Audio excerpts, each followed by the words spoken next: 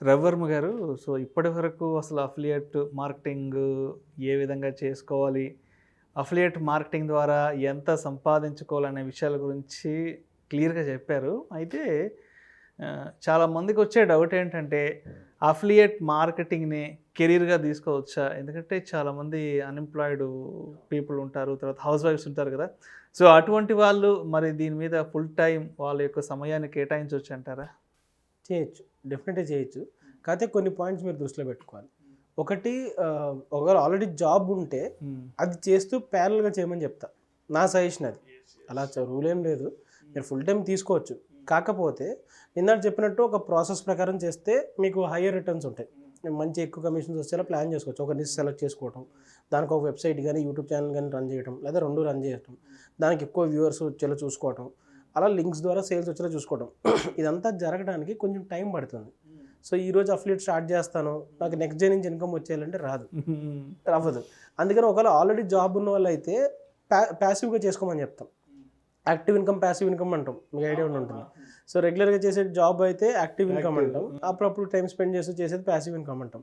So already job ఉన్న వాళ్ళకైతే passive కింద చేసుకుని దీని మీద హ్యూజ్ రిటర్న్స్ వస్తున్నాయి. బాగుంది, నెలకు ఒక 1-2 లాక్స్ వస్తుంది, 4-5 లాక్స్ వస్తుంది, అలా మంచి అమౌంట్స్ వస్తున్నప్పుడు కావాలంటే జాబ్ అనేది ఫుల్ టైం డెడికేట్ చేయొచ్చు. బట్ ఇనీషియల్‌గా ప్యాసివ్‌గా చేస్తే బాగుంటుంది. అదే అన్‌ఎంప్లాయిడ్ అనుకోండి, ఫుల్ టైం ఇది తీసుకోవాలనుకున్నప్పుడు కొంచెం పేషెన్స్ పెట్టుకోవాలి, టైం పీరియడ్ కూడా పెట్టుకోవాలి. సో అగ్రెసివ్‌గా చేసేద్దాం, నెక్స్ట్ మంత్ నుంచి ఇంత వచ్చేస్తుంది అని నమ్ముకొని వెళ్తే మళ్ళీ హర్ట్ అవుతారు, డిసప్పాయింట్ అవ్వచ్చు. ఎందుకంటే ఇనీషియల్‌గా మీరు బిల్డప్ చేసుకోవడానికి, సెటప్ చేసుకోవడానికి టైం పడుతుంది. ఒక వెబ్సైట్ తయారు చేసుకోవాల్సి రావచ్చు, యూట్యూబ్ ఛానల్ పెట్టాల్సి రావచ్చు. సో దాంట్లో కంటెంట్ పెడుతూ, దానికి వ్యూవర్షిప్ తెచ్చుకుంటూ, అలా ఓవర్ టైం జరిగేదన్నమాట ఇది. ఇన్స్టెంట్ రిజల్ట్స్ రావు దీంట్లో. ఏదో గెట్ రిచ్ స్కీమ్‌లా కాకుండా ఒక ప్రాసెస్ ప్రకారం చేస్తే డెఫినెట్‌గా ఫుల్ టైం కింద చేసుకోవచ్చు. కాకపోతే ఆ ఫుల్ టైం అనేది ఎప్పుడవుతుందంటే ఒక 6 నెలల తర్వాత, సంవత్సరం తర్వాత మీకు ఒక మంచి హ్యూజ్ మనీ కనిపిస్తూ ఉంటుంది. ఇనీషియల్‌గా తక్కువ రావచ్చు. సో చాలామంది ఏంటంటే దీన్ని ఫుల్ టైం కింద పెట్టుకుందాం అనుకుంటారు, స్టార్ట్ చేస్తారు. ఒక నెలకి, 2 నెలలకి ఏం కనిపించలేదు అనుకోండి రిటర్న్స్, ఫ్రస్ట్రేట్ అయిపోయి వదిలేస్తారు.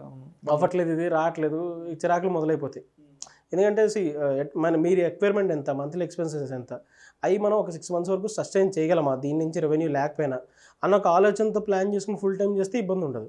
బట్ ఇమీడియట్గా రిటర్న్స్ కోసం ఎక్స్పెక్ట్ చేస్తే మాత్రం కష్టమవుతుంది. అందుకే మీకు సేల్ అయిన తర్వాత, ఇంతకుముందు మనం వీడియోలో మాట్లాడినట్టు, సేల్ అయింది, సేల్ అయిన నెక్స్ట్ డే డబ్బులు రమ్మంటే రావు. ఆ రీఫండ్ పీరియడ్ అయ్యే వరకు మిమ్మల్ని హోల్డ్లో పెడతాడు. ఎందుకంటే ఆ సేల్ అప్రూవ్ అవ్వాలి. కొన్న తర్వాత ఎవరైనా రీఫండ్ పెట్టారనుకోండి, మీ కమిషన్ రాదు కదా. సో ఆ రీఫండ్ పీరియడ్ అయ్యే వరకు వెయిట్లో ఉంటారు. వెయిట్ అయిన తర్వాత ఆ థ్రెషోల్డ్ రీచ్ అవ్వడానికి టైం పట్టచ్చు. మీకు ఎక్కువ నెంబర్ ఆఫ్ సేల్స్ అయితే ఏ మంత్ థ్రెషోల్డ్ రీచ్ అయిపోతుంది, లేదా థ్రెషోల్డ్ రీచ్ అవ్వడానికి కూడా టైం పట్టచ్చు. అది అయిన తర్వాత అప్రూవ్ అయ్యి మీకు పేమెంట్ వచ్చేసరికి ఈజీగా ఒక 3 నెలలు పడుతుంది. సేల్ జరిగిన తర్వాత చేతికి మీకు డబ్బులు రావడానికి 1 నెల, 2 నెలలు, 3 నెలలు పట్టచ్చు. అప్పుడు దాకా మీకు పేషెన్స్ ఉండాలి, ఓపి పట్టగలగాలి. బట్ ఒక్కసారి మీరు రొటేషన్లోకి వెళ్ళిపోయారనుకోండి, మంత్కి ఒక 50 సేల్స్, 100 సేల్స్ అవుతున్నాయి, 10-20 సేల్స్ అవుతున్నాయి, మంత్లీ మీకు వస్తూ ఉంటుంది. బట్ ఆ స్టేజ్కి, ఆ ఫేజ్కి వెళ్ళాలంటే మాత్రం కొంచెం టైం పడుతుంది. సో డెఫినెట్గా దీన్ని కెరీర్ ఆపర్చునిటీని తీసుకోవచ్చు. బట్ ఒక లాంగ్ టర్మ్లో జరుగుతుంది. ఇప్పుడు హౌస్ వైఫ్ ఉందనుకోండి, సోగా చేసుకుంటూ వెళ్తూ ఇన్కమ్ జనరేట్ అవుతుంది, ఫుల్ టైం మంచి ఇన్కమ్ వచ్చే స్కోప్ ఉంటుంది. బట్ అన్ని రోజులు వెయిట్ చేస్తూ ఉండాలి. డిసప్పాయింట్ మధ్యలో గివ్ అప్ చేయకూడదు. గివ్ అప్ చేయకూడదు. మీ డైరెక్షన్ కరెక్ట్గా ఉన్నంత సేపు మీకు క్లిక్లు పడుతుంది. అక్కడ ట్రాకింగ్ ఉంటుంది, చాలా బాగుంటుంది. డాష్బోర్డ్ ఉంటుందని చెప్పా కదా. డాష్బోర్డ్లో మీకు ఎన్ని క్లిక్స్ పడినాయి, ఎక్కడి నుంచి పడుతున్నాయి క్లిక్స్ అన్ని, ఏ ప్రోడక్ట్ చూస్తున్నారు, మొత్తం రిపోర్టింగ్ అంతా క్లియర్గా వస్తుంది. సో క్లిక్స్ పడుతున్నాయి, సేల్స్ అవ్వట్లేదు అనుకుంటే వెయిట్ చేయొచ్చు, పర్లేదు. ఎందుకంటే కుకీ వాళ్ళ బ్రౌజర్లో ఉంటుంది కాబట్టి సేల్స్ వస్తూ ఉంటాయి. లేదా మీరు ప్రొడక్ట్స్ మార్చుకోవచ్చు, ఎలాంటి ప్రొడక్ట్స్ ఎక్కువగా ఉంటుంది, అక్కడ కూడా మీ స్మార్ట్నెస్.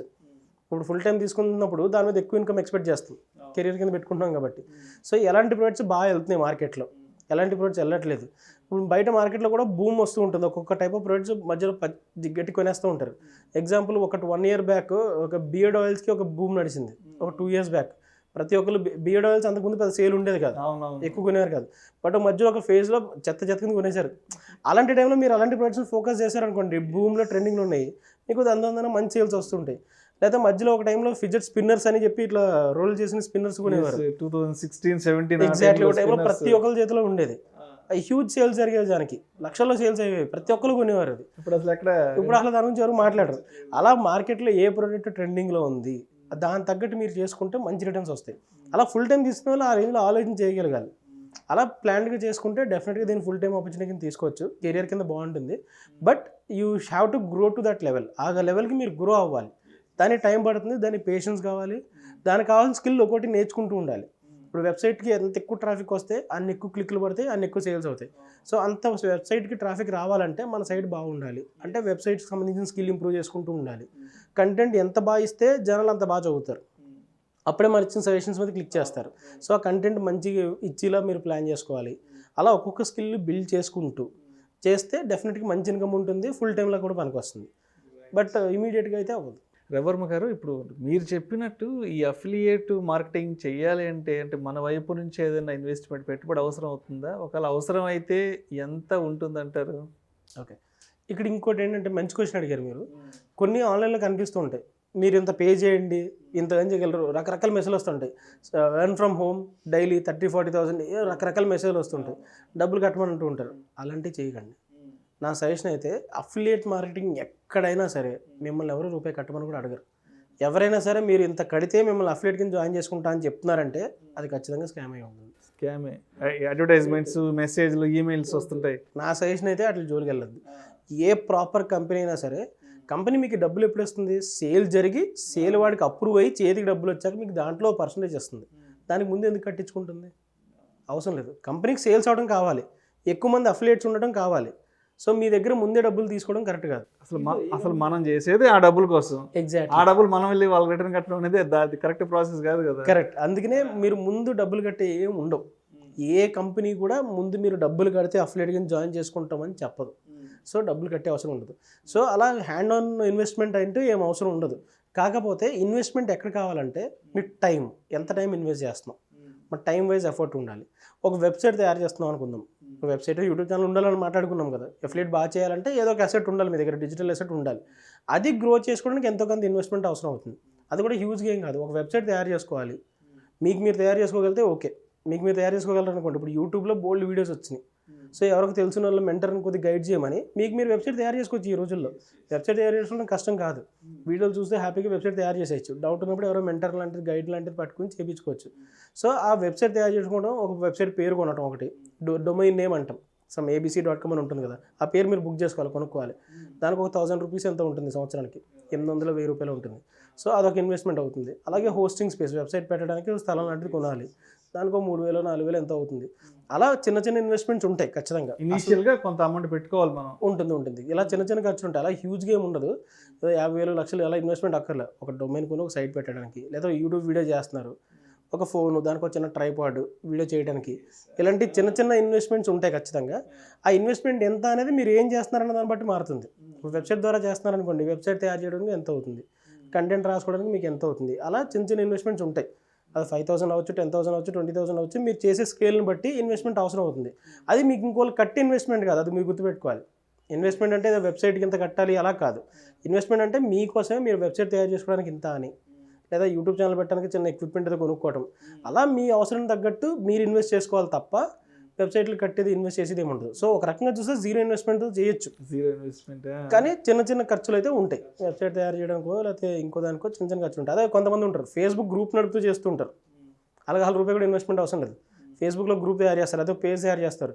మీమ్ పేజెస్ ఈ మధ్య బాగా సక్సెస్ అవుతున్నాయి, రకరకాల మీమ్లు చేస్తుంటారు. ఆ మీమ్స్ ద్వారా కూడా అఫిలియేట్ మార్కెటింగ్ ట్రై చేయొచ్చు మీరు. ఆ మీమ్స్ పెడుతూ పేజ్ ఫాలోయింగ్ పెంచుకుంటూ ఉన్నారు, మీకు లైక్స్ బాగా పెరిగినాయి, ఒక హ్యూజ్ పేజ్ ఫాలోయింగ్ వచ్చింది. మధ్యలో ఈ ప్రోడక్ట్ ఏదో బాగుందని ప్రమోట్ చేసుకోండి, will get commissions out of it. అక్కడ ₹1 కూడా ఇన్వెస్ట్ లేకుండా పని అయిపోయింది కదా. అలా వితౌట్ ఇన్వెస్ట్మెంట్ కూడా చేయొచ్చు. లేదు ఇలా ప్రాసెస్ నేను చెప్పినట్టు చేయాలంటే మాత్రం కొంచెం ఇన్వెస్ట్మెంట్ అవుతుంది, వెబ్సైట్కో యూట్యూబ్కో దానికలా. అలా ఇన్వెస్ట్మెంట్ ఉంటుంది కానీ డబ్బులు కట్టేది అయితే ఏమి ఉండదు. Thank you so much Ravi Varma గారు.